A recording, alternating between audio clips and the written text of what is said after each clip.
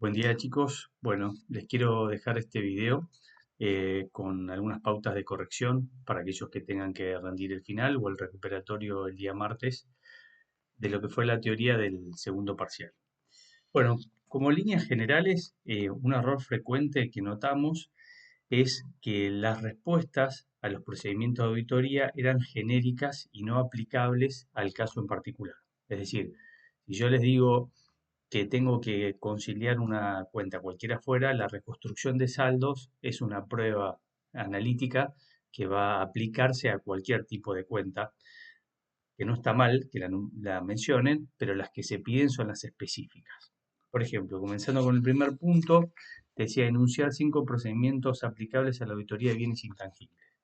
Bueno, la primera situación que ahí hay que observar cuando se encuentren con la auditoría de una cuenta, siempre las características propias de la cuenta. Por ejemplo, un activo intangible, como su definición lo dice en la RT8 o en la RT 41 y demás, o en la NIC 38, hace referencia a un bien que tiene que ser susceptible de tener un precio, que además de ese precio tiene que tener la capacidad futura de generar ingresos, tiene que tener un derecho finito, es decir, que se pueda medir y estimar su valor, va a ser seguramente amortizable.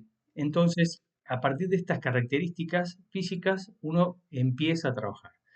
Y como hablábamos de cualquier otro tipo de auditoría, y sobre todo las que yo les hice hincapié del patrimonio neto, por ejemplo, siempre hay que buscar un elemento jurídico además del elemento contable o impositivo. Bueno, ¿qué da derecho a un bien intangible? Seguramente haya un contrato, seguramente haya una patente, algún registro. Ese tiene que ser el primer punto de auditoría, porque es lo que le da nacimiento. A partir de ahí, el resto de los procedimientos que se van a hacer como recordatorio para cualquier tipo de auditoría, partimos de lo que llamamos planificación estratégica, que vamos a medir el riesgo y lo que es el tamaño de la muestra, la planificación detallada, donde vamos a planificar los procedimientos de auditoría, la ejecución, que es la propia aplicación, y después la conclusión, que en función de los datos que ahí obtengamos, nos vamos a hacer una opinión. O sea que en el primer punto algo que falló en la mayoría de los casos era este elemento jurídico que le daba origen. Por otro lado, con la comparación del valor de recupero, es decir, que ese valor sea susceptible de ser recuperado por la empresa en caso de una venta. Y en general, en esos dos puntos anduvieron los temas que, digamos, que menos performance tuvieron. Después, en lo que tiene que ver con los momentos del arqueo de caja, bueno, ahí también noté algunas cuestiones muy genéricas, pero básicamente pensando desde el procedimiento de un arqueo de caja, el arqueo de caja de una auditoría cuando es de estados contables no es sorpresiva, es decir, no es una auditoría operativa donde yo llego y a las 10 de la mañana le pido al cajero que corte o al tesorero y a partir de ahí empiezo a analizar los componentes de la caja, sino es una situación planificada, ¿no? Normalmente se da al día siguiente al cierre del ejercicio o 2 días más tarde y después se hace la reconstrucción de saldos. Uno se presenta, va a controlar todos los fondos que están disponibles. Esos fondos ya deberían haber sido contados por la tesorería, por la caja de la empresa, con lo cual ya lo tiene preparado la cantidad, los billetes preparados por nómina,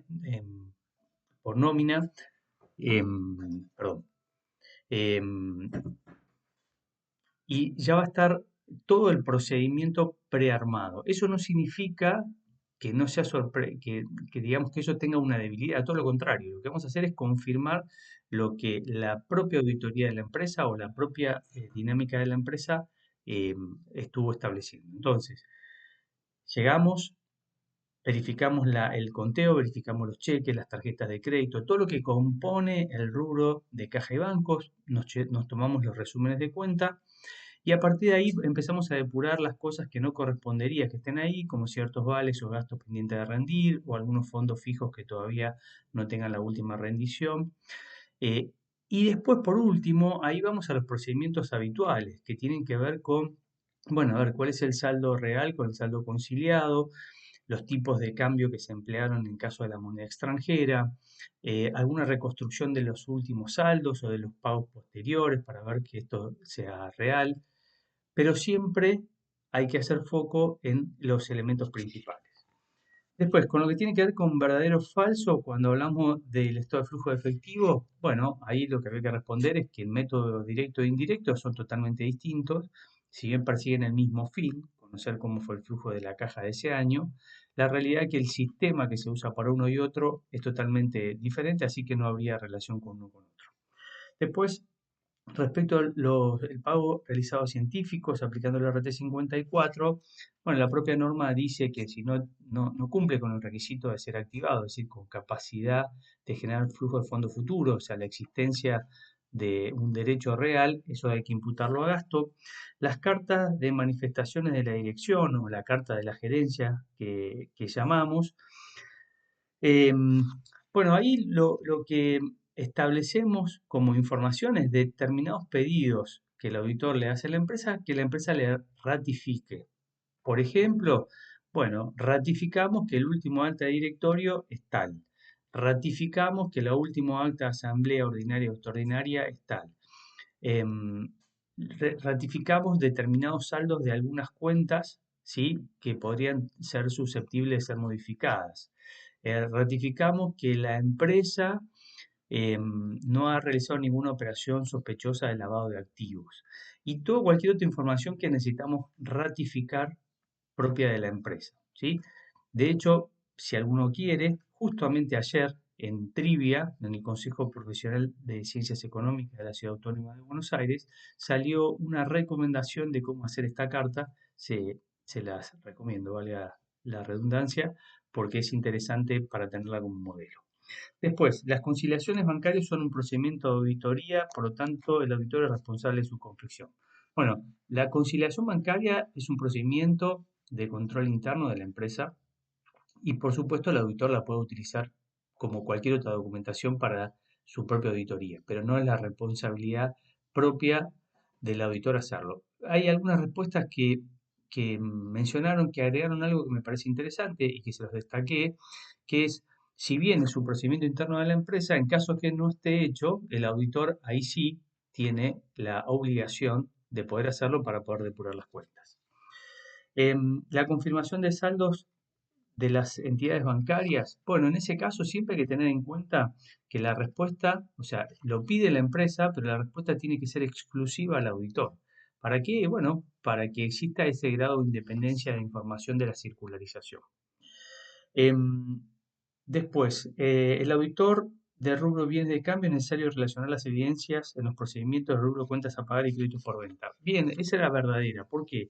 Porque en realidad todas las cuentas que están íntimamente relacionadas, ¿sí? Hay que armonizarlas entre sí. Es decir, si yo tengo la existencia de bienes de cambio, debió existir antes una factura de compra. Y esa factura de compra estaba relacionada con un proveedor y estaría relacionada con un crédito fiscal o con una percepción de ingresos brutos. Y lo mismo que si eso existía, significa que un hecho posterior al cierre, eso se vendió. O estaba en stock o se vendió. Entonces, si yo tengo una factura de venta de un producto en un hecho posterior al cierre, significa que al cierre debería haber estado si no se compró en el proceso. Entonces, por eso existe esta relación. Bueno, sugerencias para el recuperatorio. Bueno, la primera es siempre focalizarse en la definición del concepto contable, o sea, a partir de ahí. Si yo tengo que tener bien claro, si cualquier cuenta que esté auditando tiene que primero cumplir el rol de la propia cuenta. Si estoy hablando de caja y bancos, bueno, estoy hablando de flujos líquidos existentes y no de ningún crédito o derecho. Lo mismo que un activo intangible, un bien de uso, si ese bien ya está en funcionamiento o no, todo eso va a generar alguna implicancia dentro del proceso de auditoría. Entonces, eso tiene que estar bien robusto, los deben conocer y en general es una debilidad que tienen todos los alumnos de la materia porque son temas que por ahí ya vieron anteriormente y no los tienen tan frescos. Por lo tanto, hagan una lectura de las normas relacionadas con los principales cuentas. Segundo, les reitero lo que les mencioné. Los procedimientos de auditoría son similares en este sentido. Siempre hay una planificación estratégica, siempre hay una planificación detallada, siempre hay una aplicación y siempre hay un cierre de auditoría. Y en función de ese cierre de auditoría, lo que se va a desprender es los tipos de opiniones que van a existir, tanto por el rol de auditor o el rol del síndico, ¿sí? una opinión limpia sin salvedades, una opinión con salvedades determinada o indeterminada, una opinión adversa o una abstención de opinión. Estos elementos los tienen que tener claros para saber cuándo aplicarlos y esto va a estar siempre relacionado con el grado de significación que va a tener la diferencia que pueden haber encontrado. ¿Cómo alimentan esta decisión? De la planilla de auditoría. La propia planilla de cierre de auditoría tiene que proveerles a ustedes toda la información necesaria. Por otro lado, con respecto al cierre, les quiero hacer un hincapié en lo que tiene que ver con el párrafo de énfasis, que la nueva la RT 37 modificada, eh, hace mucho hincapié en la utilización de esta herramienta, que no tiene que ver con contradecir, modificar o opinar algo, sino tiene que ver con el párrafo de énfasis, usarlo para darle cierta información al lector de dónde tiene que hacer el foco para interpretar de mejor manera los estados contables. Entonces, voy a llevarles un ejemplo de esto. Si hay un aporte irrevocable muy significativo, ¿sí? Ese ejercicio que vamos a suponer que duplica, triplica el patrimonio del ente, bueno, en ese caso, seguramente la caja va a dar comparativamente más alta porque ingresó dinero, el patrimonio neto va a dar significativamente más importante porque ingresó más capital, la relación de activo y pasivo seguramente sea un indicador más positivo por los flujos de fondos que ingresaron. Entonces, en ese caso, conviene hacer un párrafo de énfasis donde yo le digo al lector de los estados contables, bueno, yo les recomiendo, generalmente se comienza sin modificar mi opinión, ¿sí? Para dejar en claro que eso no está afectando, y ahí a partir de ahí la recomendación de qué se puede hacer. Si entran a la página del Consejo de Provincia de Buenos Aires, van a encontrar algunos modelos de párrafo de énfasis para trabajar, lo mismo que en el informe de esencia, si mi memoria no me falla, es el informe 3233, ahí está también mencionado eso. Bueno, dicho esto, espero que les sea útil para estudiar y el día martes vamos a tener el recuperatorio del segundo y confiamos también para esa misma fecha haber corregido los recuperatorios del primer parcial. Así que cualquier inquietud nos vemos en el chat. Hasta luego.